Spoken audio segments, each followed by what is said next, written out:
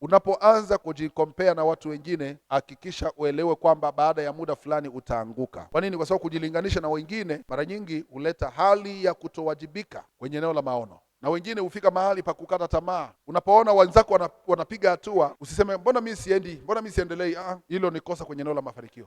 Usijilinganishe na wengine, na pia usiache kufanya jambo kwa sababu kuna watu wameshafanikiwa sana. Always elewa hivi, hata kama wangekuwepo watu wanaofanya kitu kama cha kwako, kuna watu wa kwako ambao Mungu amekuwekea. Hata kama wenzako wana nguvu, wana uwezo, wana ubora, wewe unao wa kwako wanaoweza kuamini katika kile unachokifanya. Kwa hiyo kujilinganisha na wengine kunazuia mtazamo wa kufikiria mbele kiasi cha kufikia kwenye eneo la nini, la kuona uwezekano wa kufanikiwa. Unapoanza kujilinganisha na watu wengine, utaanza kuona mimi mbona siendi, huu ni mwaka wangapi, unaanza kuhesabu mwaka. Utaanza kuona unachelewa, wenzako wamewahi. Utaanza kuona huyu mbona alianza juzi tu, mimi na miaka miwili hapa, amenikuta hapa, mbona ameenda mbele.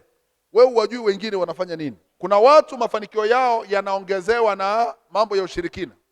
Kama wewe unamtegemea Mungu, tegemea kusubiri wakati wa Mungu, maana Mungu huinua mtu kwa wakati wake. Lakini usiache kufanya mambo ya msingi kwa sababu ya mazingira unayokutana nayo ya watu wanaoonekana kuwa na nguvu kuliko wewe. Fanya yaliyo ya kwako kwa ujuzi na kwa nguvu ulionayo, lakini hakikisha unafanyika kuwa mwaminifu. Epuka kufanya vitu nje ya wakati, fanya vitu ndani ya wakati.